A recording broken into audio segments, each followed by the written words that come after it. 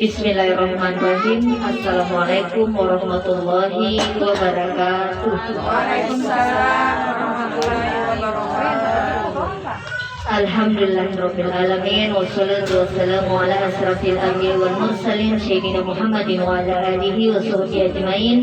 Rabbi ishrah li sadri wa yassir li amri wahlul 'uqdatam min lisani yafqahu qawli, amma ba'd. Yang terhormat Ibu RW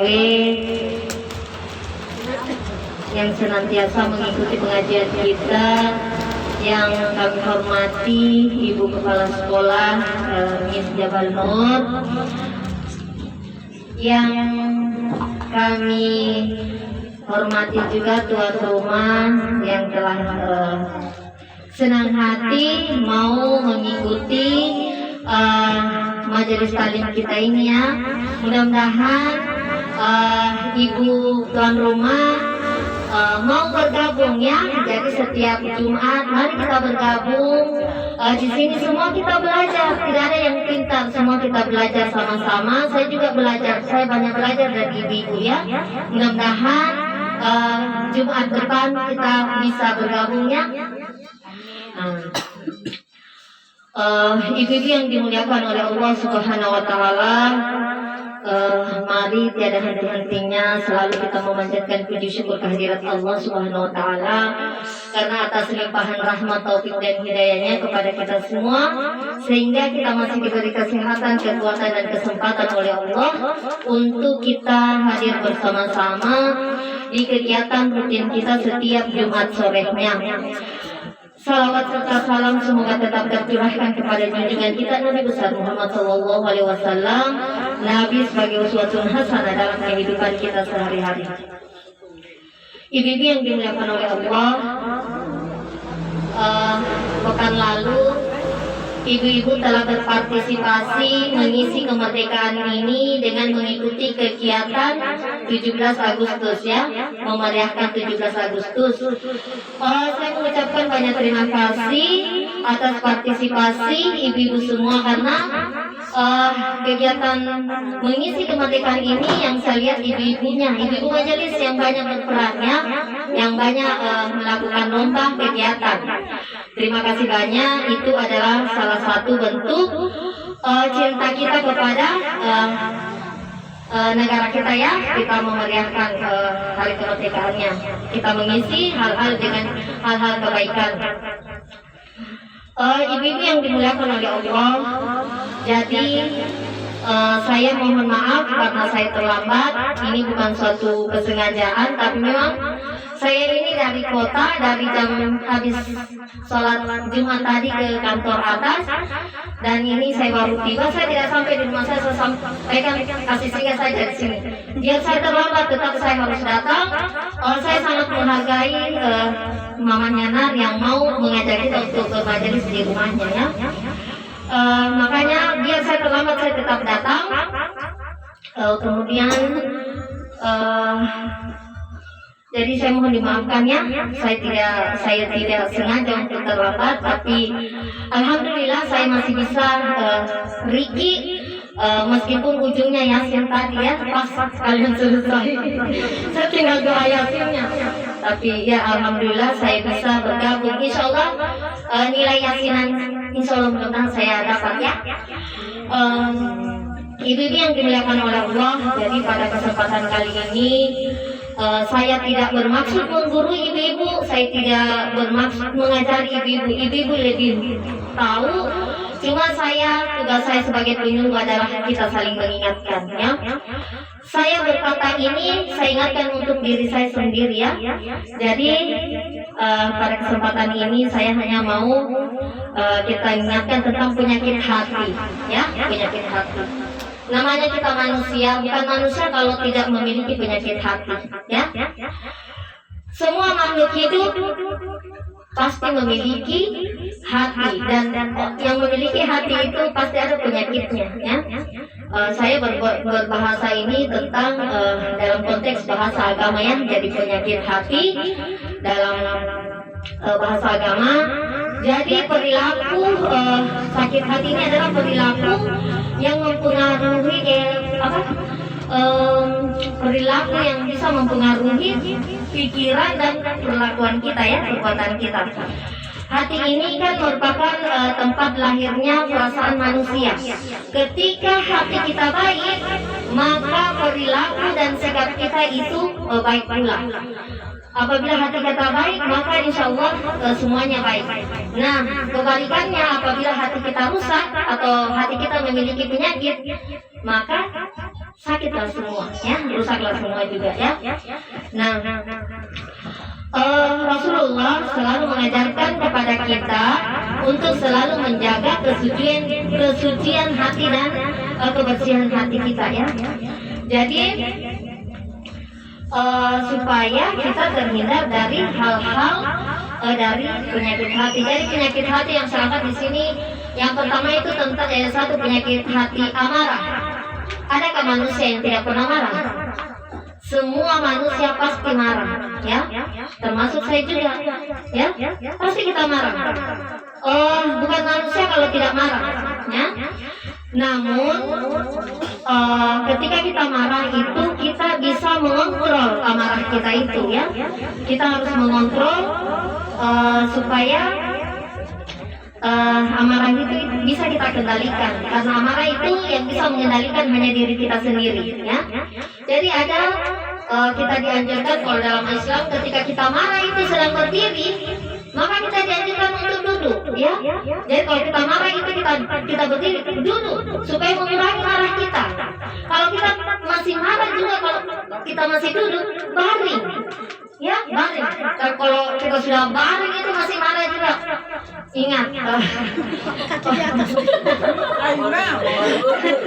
Jadi masih ada. Jadi ketika kita marah, coba ucapkan lisan kita, auzubillahi minasyaitonirrajim, ya, aku berlindung dari godaan setan, ya. Jadi kita auzubillahi minasyaitonirrajim. Pasti nih Bibu sudah lupa kalau kita sudah marah itu tidak ada yang ingat itu auzu. Nah, tapi kita usahakanlah, kan, maksudnya supaya kita bisa kontrol, kita ucapkan auzubillahi minasyaitonirrajim, kemudian kita berwudu, ya, kita berwudu supaya mendinginkan amarah kita, ya, berwudu supaya amarah kita dingin.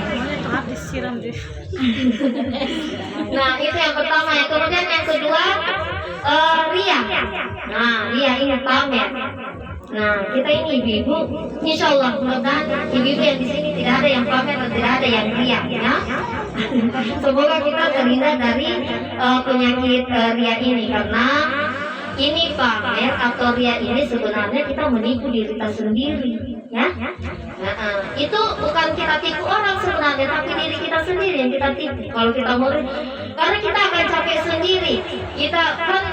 Kita mau pamer, misalnya kita mau yang terbagus, kita mau yang tercantik, kita mau yang terbagus, semua kita mau.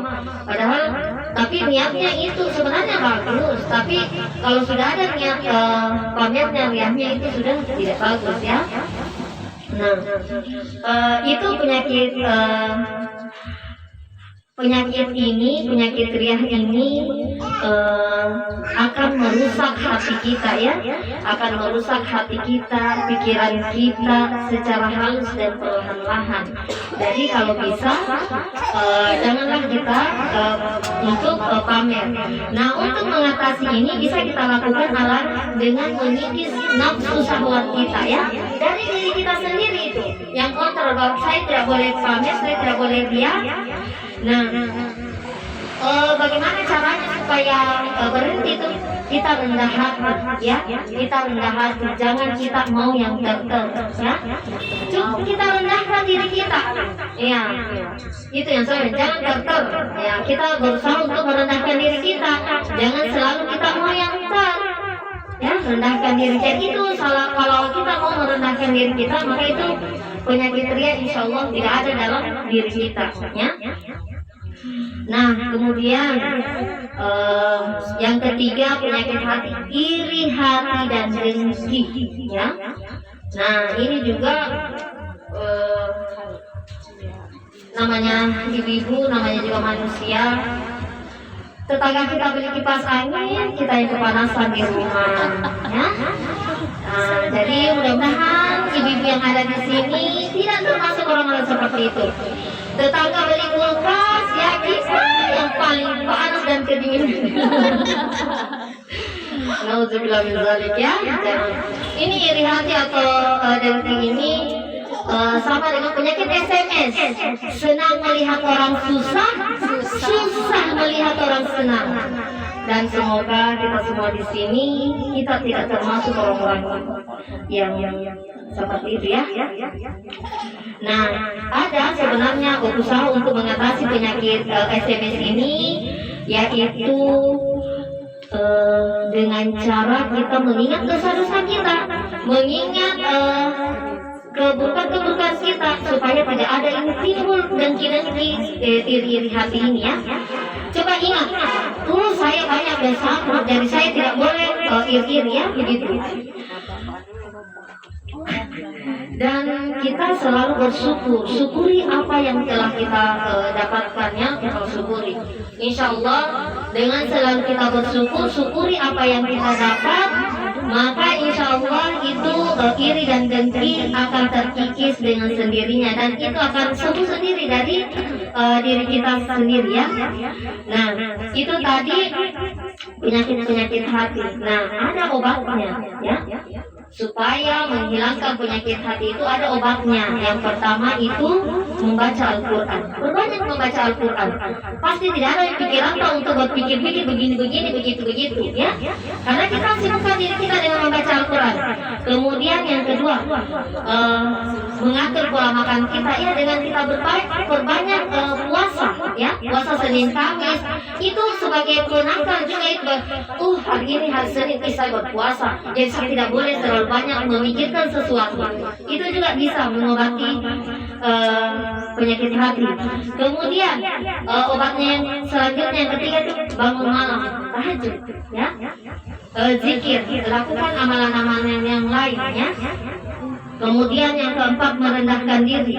Jadi jangan pernah kita merasa tinggi, tapi kita harus merendahkan, selalu merendahkan diri kita ya.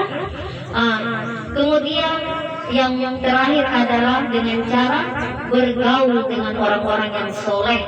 Karena ini teman-teman, pergaulan ini misalnya kita berteman dengan siapa, itu sangat mempengaruhi itu perilaku kita ya.